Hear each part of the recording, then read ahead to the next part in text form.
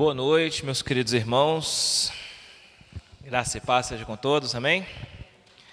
Vamos abrir as nossas Bíblias em Zacarias, capítulo 9.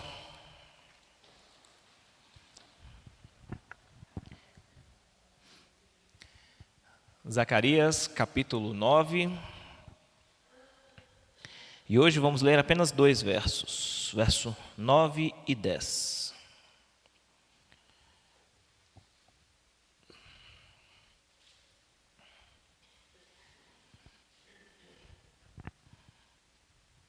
Obrigado, minha irmã. Zacarias, capítulo 9, verso 9 e 10.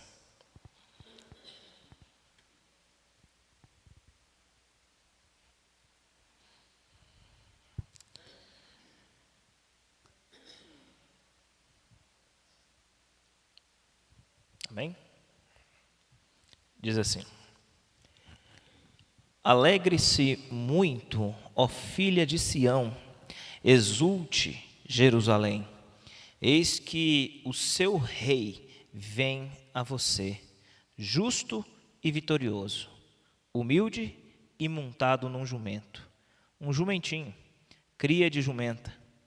Ele destruirá os carros de guerra de Efraim e os cavalos de Jerusalém, e os arcos de batalha serão quebrados. Ele proclamará paz às nações e dominará de um mar a outro e do Eufrates até os confins da terra. Amém? Nós vimos até aqui a respeito do contexto deste livro. Já vimos que Zacarias profetiza numa época importante da nação de Judá, da nação de Israel, no pós-cativeiro, numa época em que a nação carecia de encorajamento para se reconstruir, se restabelecer como nação, mas a prioridade dela nesse processo de restabelecimento enquanto nação era restaurar a presença de Deus no meio dela. Era a reconstrução do templo, era restabelecer o culto ao Deus vivo, Deus de Israel, restabelecer e restaurar a aliança que havia sido quebrada por causa dos seus pecados, da sua idolatria, que motivou o cativeiro de 70 anos. E mesmo depois de 70 anos de cativeiro, mesmo depois do seu regresso a Jerusalém, carecia ainda de muitas reformas que iam além das reformas físicas, né? Falamos aqui de reformas espirituais também, né?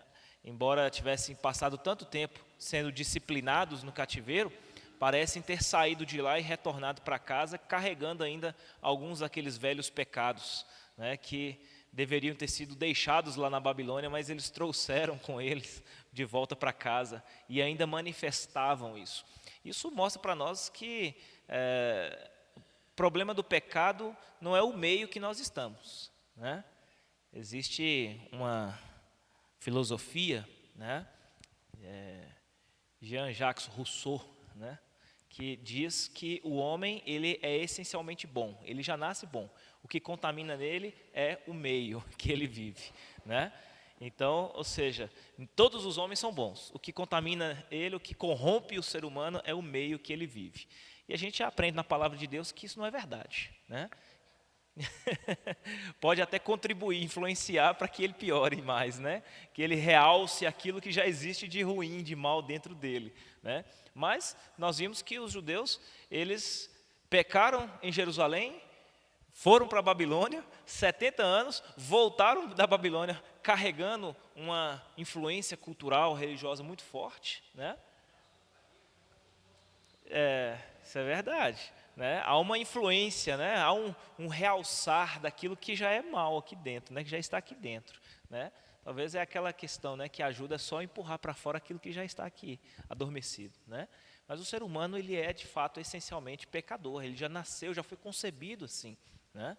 E os pecados, eles precisam ser confessados, precisam ser abandonados, e esse é o verdadeiro sentido do arrependimento, e essa foi a mensagem central dos profetas Ageu e Zacarias.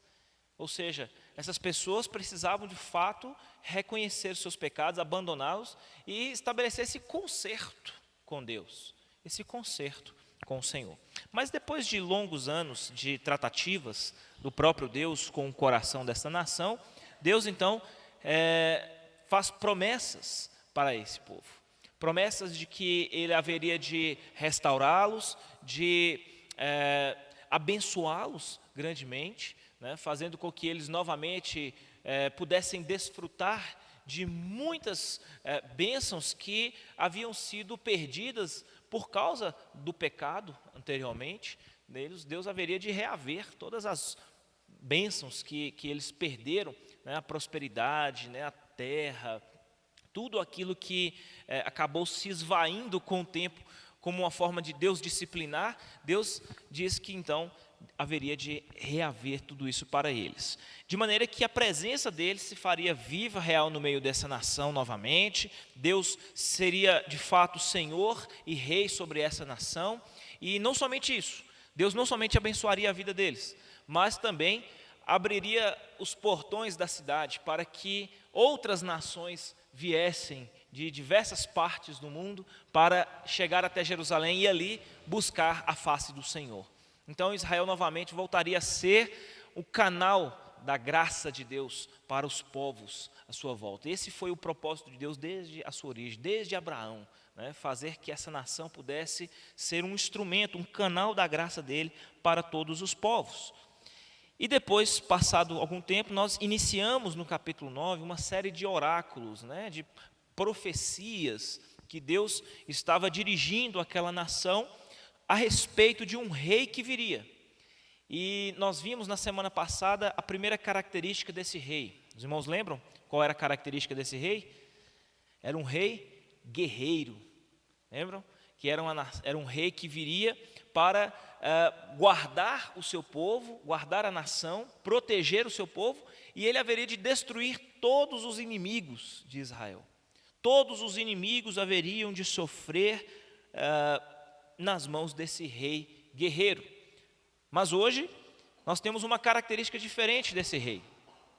Não é mais o rei guerreiro que nós vimos na semana passada, que haveria de destruir os inimigos do seu povo. Todos aqueles que rejeitaram o Senhor, aqueles que viveram deliberadamente no pecado da idolatria, aqueles que muitas vezes se levantaram contra a nação de Israel para subjugá-la, esses haveriam de sofrer o juízo deste rei guerreiro. Mas agora nós temos uma figura muito importante e que nós claramente associamos ela à pessoa do Senhor Jesus Cristo no Novo Testamento. Qual é a característica desse rei? O rei de paz. O rei de paz. Então veja que esses dois versos que nós lemos hoje vão falar exatamente a respeito do rei de paz. Este rei que haveria de vir no futuro, que haveria de trazer paz sobre a nação. Só que quando a gente olha para o Novo Testamento, a gente começa a perceber algumas coisas. Uma delas é que eles de fato não compreenderam a profecia, né? Porque a ideia que eles tinham é que esse rei prometido por Zacarias, ele haveria de vir para ser um rei político, um rei que haveria de guerrear, né? Como aquele rei da semana passada, que haveria de subjugar os inimigos da nação e colocá-los todos debaixo dos seus pés, fazendo com que a paz pudesse ser restabelecida dentro da nação, né? Só que nós vamos ver hoje, queridos, que esse rei de paz, ele vem de fato trazer a paz à nação, mas não é aquele tipo de paz que eles esperavam que ele trouxesse. É um outro tipo de paz, né? Uma paz muito mais importante, muito mais valiosa e muito mais duradoura, né? Não se trata de ausência de guerra, de conflitos, mas é uma paz que diz respeito ao estado do nosso coração em relação a Deus, nosso Criador. Vamos entender primeiramente, passo a passo, o que essa profecia ela diz para a nação naquele tempo. O texto do verso 9, ele começa dizendo o seguinte: Alegre-se muito, ó filha de Sião. Algumas traduções trazem aí cidade de Sião, né? Como é que começa aí o verso 9 na sua Bíblia? Filha de Sião, né? Alegre-se muito. Exulte, ó filha de Jerusalém. Filha duas vezes, né? Ó filha de Jerusalém, né? Então vamos começar pelo alegre-se muito, né? Se a gente parar para pensar nas circunstâncias em que aquela nação estava vivendo, né? Sem dúvida nenhuma, é um convite um tanto quanto desafiador para a nação, né? Alegre-se, mas não é alegre-se pouco, é alegre-se muito, né? Agora, por que eles deveriam se alegrar? Em que circunstâncias eles estavam que deveriam então se alegrar? Era um povo que havia saído do cativeiro, 70 anos na Babilônia. E ao adentrar-se a cidade de Jerusalém, o que eles viram à sua volta? Né? Seria como que você olhar o projeto da primeira igreja batista, né, de 3 pontas, na planta, e olhar para a construção e falar assim: nós vamos ter muito trabalho, tem um desafio enorme aí pela frente, né? É ainda pior do que isso, né? É você chegar numa cidade que estava completamente destruída, reduzida a escombros, a ruínas, e aonde você voltasse os seus olhos, você só enxergava poeira, pedra, tijolo quebrado, parede derrubada. Não havia absolutamente nada. Olhava para os campos. Eu me lembro na época que teve aquela geada em 2021, né? Queimou o café de muita gente. Eu lembro que eu ia para o Córrego do Ouro, eu passava na estrada assim, olhava para o horizonte, eu via aquela mancha marrom escura assim no meio do cafezal, né? Que é aquela mancha assim, ao entorno e algumas partes você via verdinho, mas aquela mancha que era bem o ponto certo onde que a geada passou e queimou, né?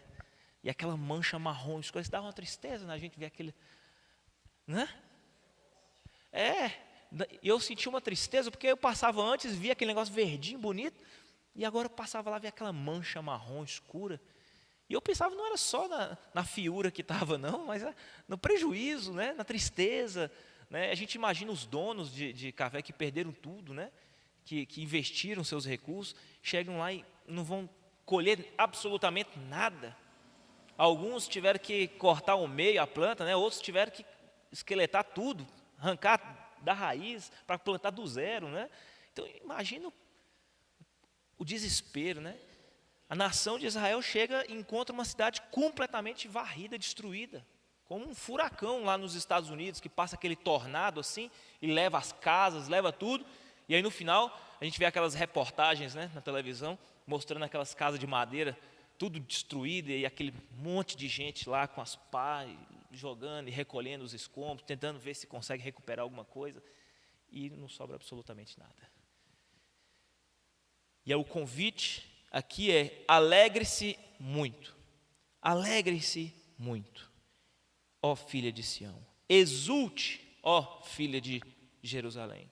Como é possível alguém que, quando olha para a circunstância à sua volta, o cenário diante dos seus olhos é completamente devastador, é trágico, é triste, é angustiante, mas ao mesmo tempo é convidado a se alegrar e se exultar, né? Então, é aquilo que nós vimos na mensagem de domingo, em Romanos capítulo 5. É quando nós somos convidados a voltar os nossos olhos para a esperança da glória. Os olhos do crente, ele não pode estar voltado para o aqui e o agora, para o presente, para as circunstâncias do agora.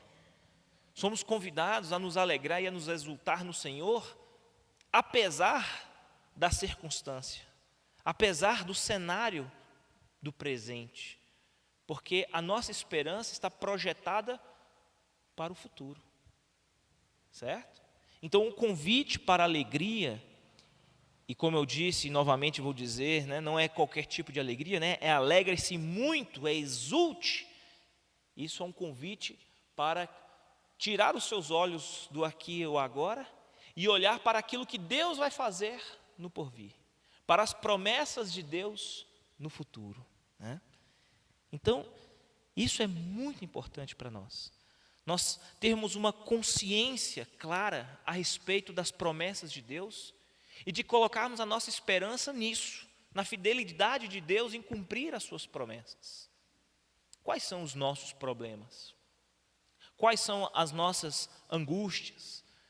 Quais são as circunstâncias e qual é o cenário à nossa volta que nos causa dor, angústia, tristeza, sofrimento? E a pergunta é: qual é a esperança do crente diante de tudo aquilo que ele está vivendo, né?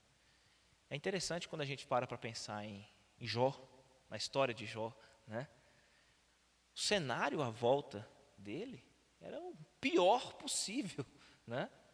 Um homem que financeiramente faliu, foi à falência, quebrou, perdeu absolutamente tudo, perdeu 10 filhos no mesmo dia, morreram todos, e era uma notícia trágica atrás da outra, né? Quando ele pensava que não podia piorar, o negócio piorava mais ainda. Vieram três amigos de longe, né? Que eram falsos consoladores, né? Em vez de colocá-lo para cima e ajudá-lo, né? Chegaram apenas para dizer: você deve estar vivendo em pecado, só pode, para poder passar um trem desse, você deve estar em pecado, né? Como muitos de nós fazemos, né? Quando a gente vê uma pessoa passando por sofrimento, a gente fala: não, isso aí é consequência do pecado. Às vezes não. Às vezes é uma prova, uma circunstância. Deus está moldando aquela pessoa, mas nós muitas vezes julgamos de forma diferente, sem conhecer, sem saber. E Jó contraiu uma doença que lhe causava feridas tão profundas que ele se coçava com cacos de telha, tão profundas as feridas, né? Sua mulher chega para ele e diz: ainda conservas a tua fé? Abandona esse teu Deus e morre, homem, né? E ele diz: falas como uma louca mulher, né? Deus nos tem dado muito. E aí é interessante que quando a gente chegar no capítulo 19, no verso 25 e 26, a gente vê aonde Jó estava colocando a esperança dele, apesar das circunstâncias que ele vivia. Jó 19, 25 e 26, ele vai dizer como que um brado, um desabafo, um grito. Ele exclama em alta voz dizendo: eu bem sei que o meu Redentor vive, e por fim se levantará sobre a terra, e mesmo depois de consumida a minha carne, ainda em ossos verei a Deus. De fato, era alguém que, apesar das circunstâncias, a sua esperança não estava ali.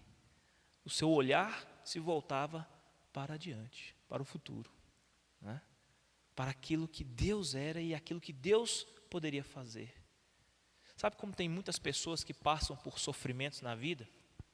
Já viu aqueles testemunhos que aquele pessoal dá na igreja, onde ele fala assim: eu passei por uma tribulação, um sofrimento, uma angústia, eu perdi tudo que eu tinha, mas no final Deus me devolveu tudo de volta. E todo mundo: glória a Deus, amém. Eu fico decepcionado quando eu ouço uns testemunhos desses, porque é sinal de que a pessoa de fato não aprendeu absolutamente nada com aquilo que Deus permitiu ele passar. Porque o foco na tribulação, na provação, na angústia, na situação difícil que a gente passa, não é se a gente vai ter de volta ou não aquilo que a gente perdeu, mas é aquilo que Deus quer realmente fazer dentro dos nossos corações. É quem nós éramos antes da tribulação e quem nós nos tornamos depois da tribulação. Porque o Jó do capítulo 42 não é o mesmo Jó do capítulo 1.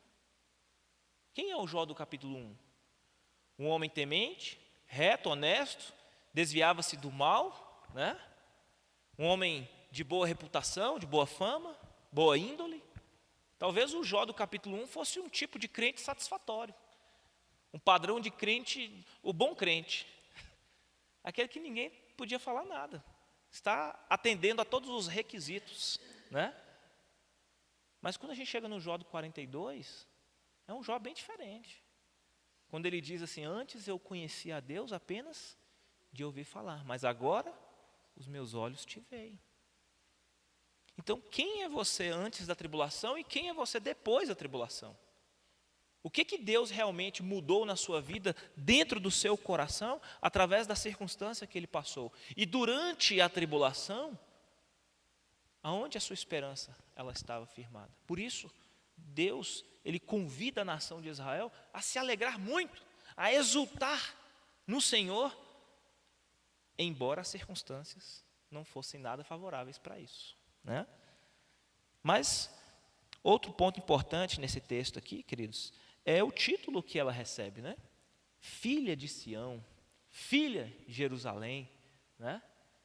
Isso mostra que é uma nação que, embora tivesse andado errado pela vida aí afora, tenha se desviado do caminho do Senhor, embora tenha cometido pecados graves, ao se arrepender dos seus pecados e restabelecer sua aliança com o Senhor, restabelecendo o culto do Senhor, embora ela tenha desprezado um dia todos os mandamentos do Senhor, mas tenha voltado e se arrependido e feito um concerto com o Senhor, ela é novamente chamada de filha. Isso mostra que ser chamado de filho de Deus, receber esse título, ter Deus como Pai, isso não é uma questão de méritos próprios, isso não é uma questão de merecimento, não é uma questão de nós sermos dignos o suficiente para sermos chamados de filhos, não. O que João fala? Mas a todos quantos o receberam, deu-lhes a prerrogativa de se tornarem filhos de Deus, a saber, os que creem em seu nome. E o verso seguinte diz o quê? Os quais não nasceram, não da carne, nem do sangue, nem da vontade do homem, mas de Deus. Então isso é uma obra de Deus na nossa vida. Ainda que você tenha cometido pecados, ainda que Deus tenha te levado para a Babilônia, ainda que mesmo depois Deus tenha te trazido de volta da Babilônia, e ainda assim você tenha dentro da sua casa cometido erros, Deus ele estabelece uma promessa, e ele chama a nação de filha. Filha de Sião, filha de Jerusalém.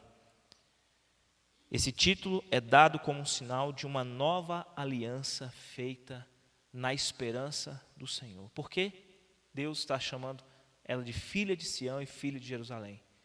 Porque embora ela esteja vivendo circunstâncias difíceis como consequência do seu próprio pecado, se ela de fato colocar a sua esperança no Rei de paz que virá, nas promessas do Senhor do porvir, ela sim restabelecerá uma aliança em definitivo com Deus. É uma aliança feita na esperança do Salvador. Não é uma aliança feita agora como um acordo, um papel, um contrato bilateral, mas é uma esperança que está sendo colocada em uma aliança, uma nova aliança que será feita no porvir, no futuro. Essa promessa depositada, essa esperança depositada nessa promessa do Salvador, do Rei de paz que virá, garantirá a ela esse título de filha, né? Então o povo de Deus ele foi reconciliado com o Senhor pela graça de Deus, não pelos méritos deles, não pela sua dignidade ou por seu merecimento, mas tão somente pela graça de Deus. É por isso que o povo pode confiar na promessa do Senhor. Agora, andando um pouco mais aqui no texto, veja a parte B do verso 9. O texto diz que um rei virá a eles. E esse rei, quais as características dele? Primeiro, é um rei justo e o que mais? Salvador. Aqui a NVI traduz como vitorioso, né? Isso, humilde e montado num jumento, né? Nós vamos falar, sim.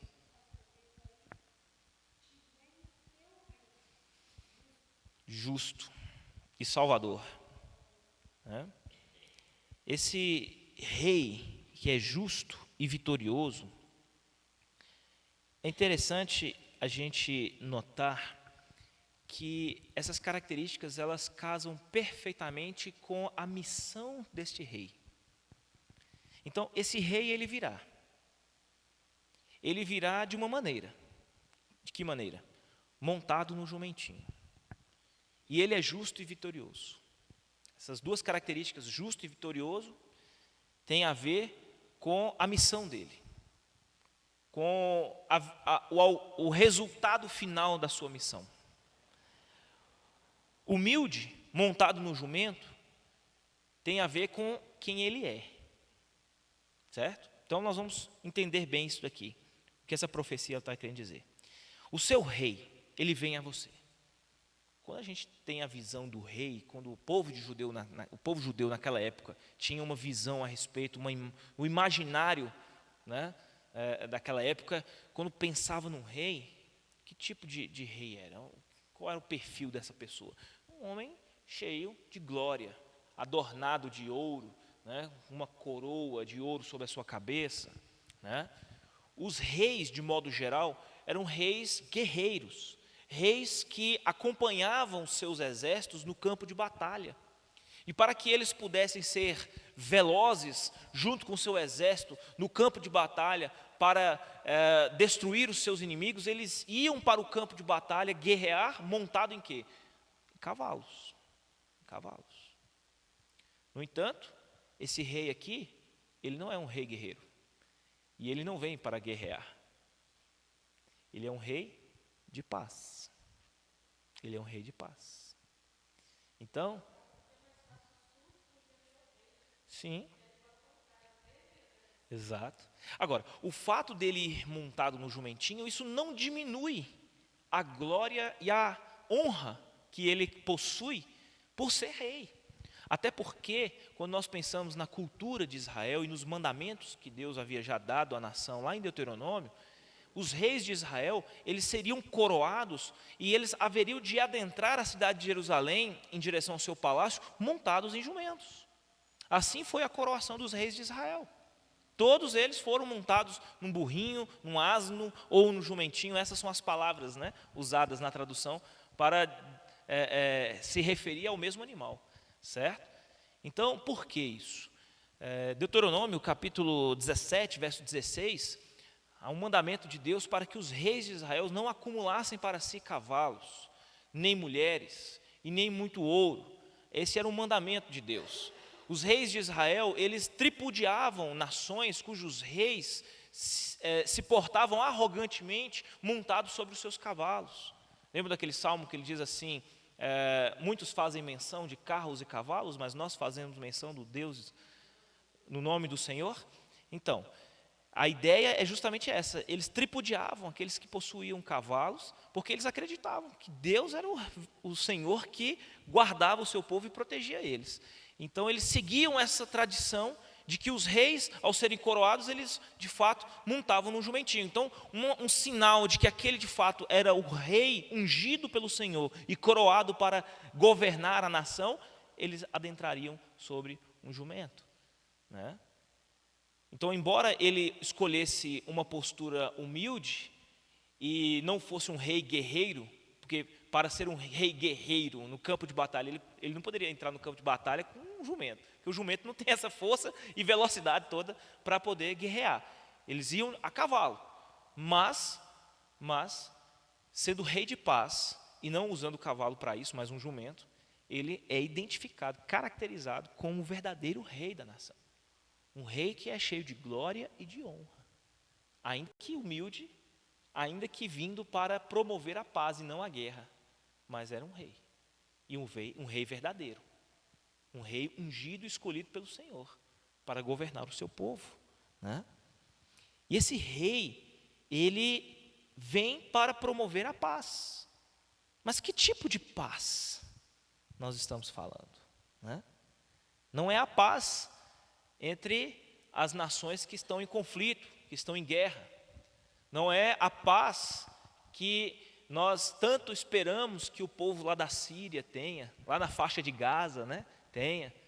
Aquelas famílias que convivem o tempo todo com mísseis, bombas, né, caças que passam voando e jogam, né, bombas e mísseis. de soldados no meio da guerra, enquanto as crianças estão jogando bola, passa um soldado com uma metralhadora atirando e joga uma granada. E não é esse tipo de paz que Deus estava prometendo para o seu povo. E a paz que Deus promete para esse povo, primeiro, tem a ver com a característica que ele tem e diz respeito ao resultado da sua missão. Foi aquilo que eu me referi aqui no início. Justo e vitorioso. Significa que esse rei de paz, ele alcançará o resultado da sua missão, que é promover a paz, quando ele vier fazer a justiça. E ele, para fazer a justiça, ele precisa ser um rei justo. Ele é a nossa justiça, ele cumprirá a justiça do Pai, ele satisfará a justiça do Pai, cumprindo assim a sua missão, para que através da justiça que ele há de fazer por nós, nós venhamos a obter a paz que ele promete nos dar. A verdadeira paz que ele virá trazer será mediante a justiça de Deus, que ele satisfará ao cumprir a sua missão. E aí a segunda marca, do resultado da sua missão, além de justo, ele é salvador, vitorioso.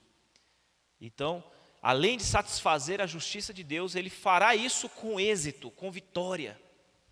Ele trará para nós a sua salvação. E somente assim, cumprindo a sua justiça e sendo vitorioso naquilo que ele se propôs a fazer, é que de fato experimentaremos a sua paz, a sua verdadeira paz.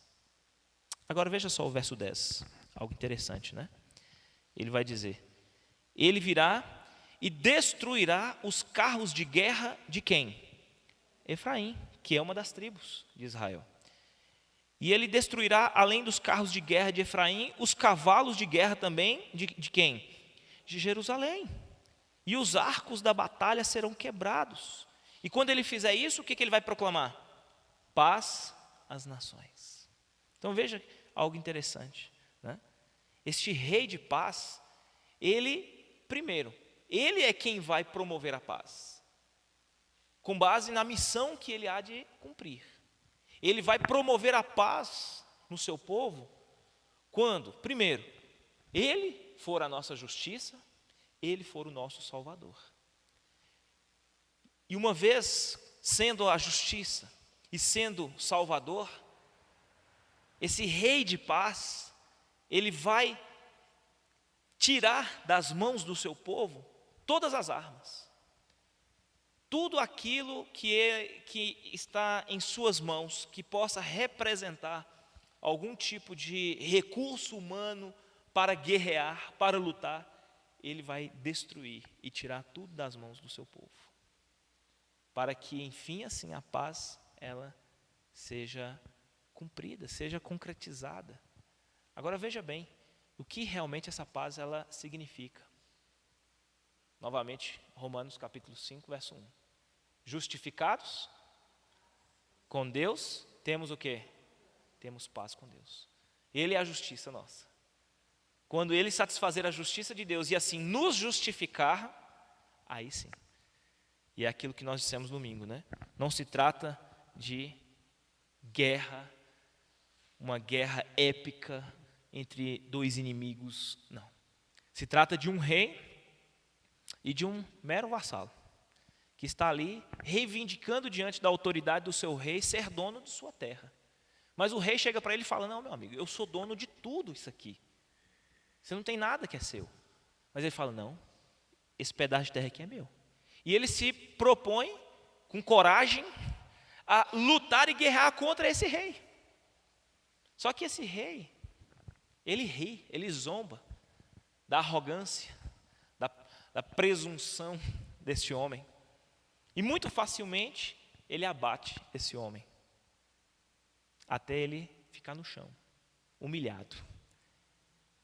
E ele é obrigado a reconhecer que, de fato, ele não é ninguém, ele não é nada, ele não possui nada. Tudo é do rei. Ele não tem condições nem de reivindicar alguma coisa, de tão fraco e inútil ele é.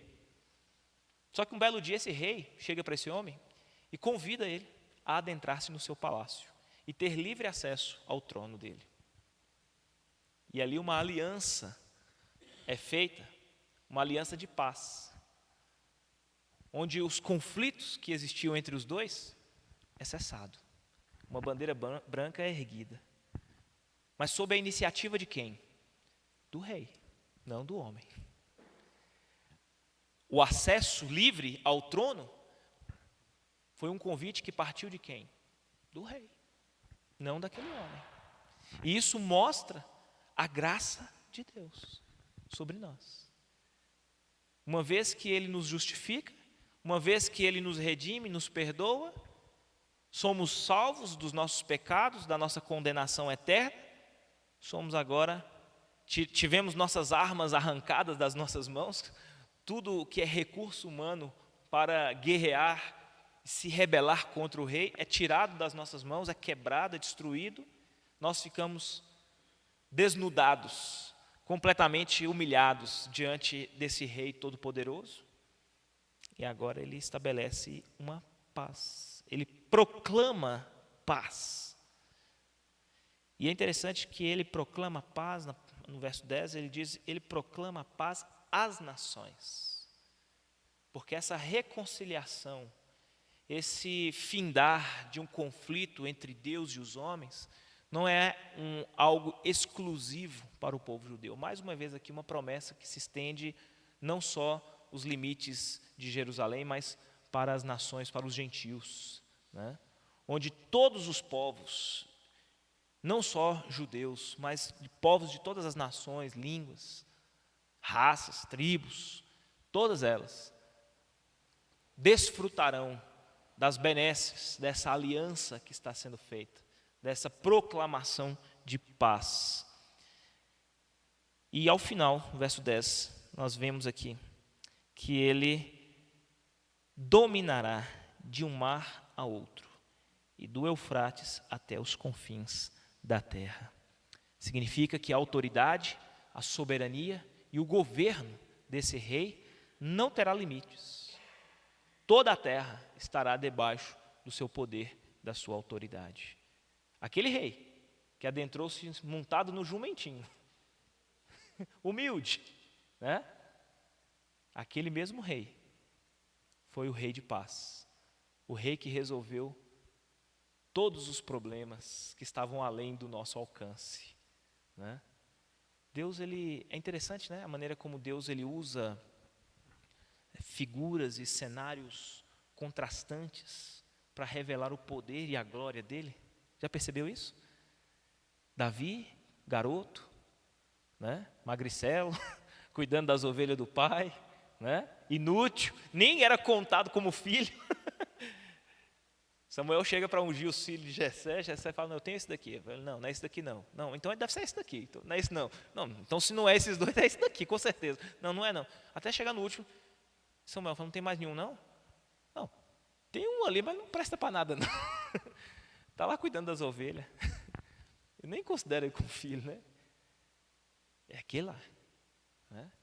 É exatamente isso que Paulo fala em Coríntios, que ele usa as coisas loucas desse mundo para envergonhar as sábias, as fracas para envergonhar as fortes, as que nada são, as que nada são para envergonhar as que são, para reduzir a nada as que são. É isso que ele diz. Quando sou fraco é que sou forte. Exatamente. Ele usa situações, cenários contrastantes que revelam a impotência, a fragilidade humana, para que o poder e a glória dele se tornem evidentes, se manifeste, né? Isso quebra todos os paradigmas possíveis, né? Porque quando nós olhamos para a nação de Israel, o que eles pensavam? Nós vamos ter um rei que vai reconstruir aqui um grande império, os muros da cidade vão ser erguidos, nós vamos ter um exército poderoso, esse rei poderoso, a exemplo de Davi, vai nos conduzir, né, em campos de batalha, e vamos novamente dominar os povos ao invés de ser dominados. Era isso que eles pensavam, né? Agora, para a gente fechar, vamos lá em João, capítulo 12. verso 12 a 19,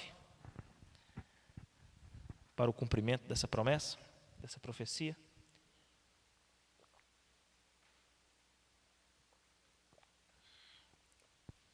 João capítulo 12, verso 12 a 19.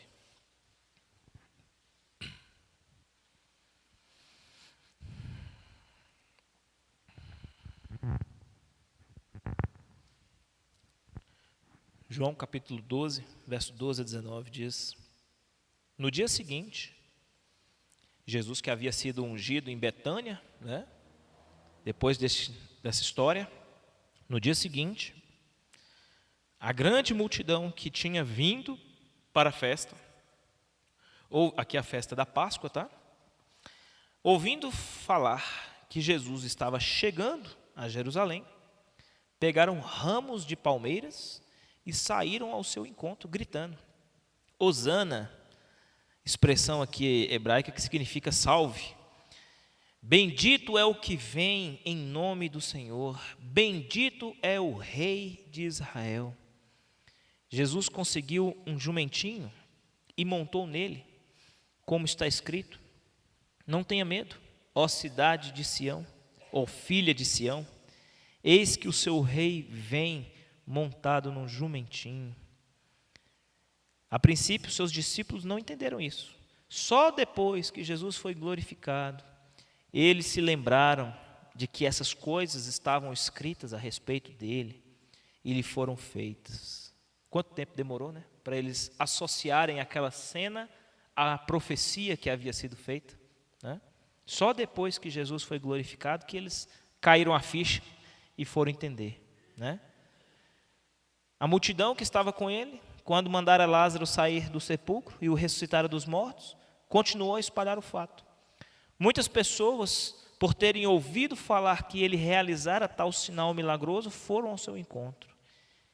E assim os fariseus disseram uns aos outros: Não conseguimos nada. Olhem como o mundo todo vai atrás dele.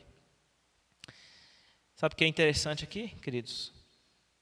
Toda essa multidão que estava ali, proclamando, anunciando a chegada do rei, que havia chegado montado no seu jumentinho, gritando: Hosana, bendito é o que vem em nome do Senhor, bendito é o Rei de Israel. Era aquela multidão que havia visto os milagres.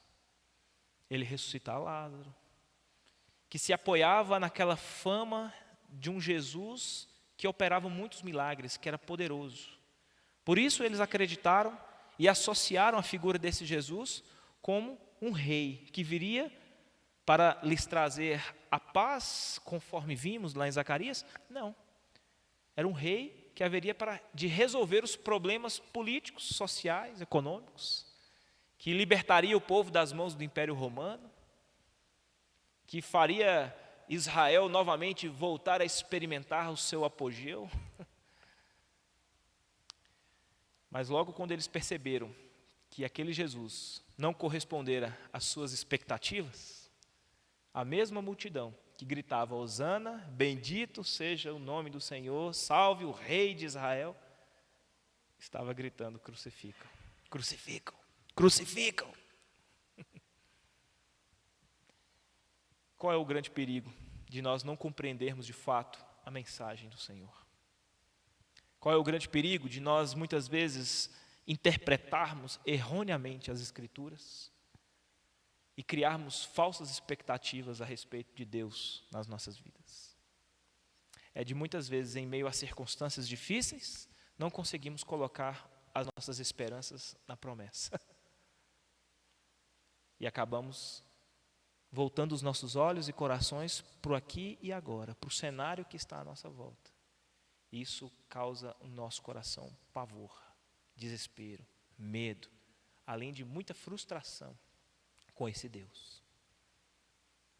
Por isso que a nação ela é convidada a não olhar para o presente, para o cenário à sua volta, para a circunstância, mas a colocar sua esperança no Salvador, no Rei de paz, no verdadeiro Messias, que é a nossa justiça, que é o nosso Salvador. É a esperança da glória que Paulo fala em Romanos. Amém? Vamos orar?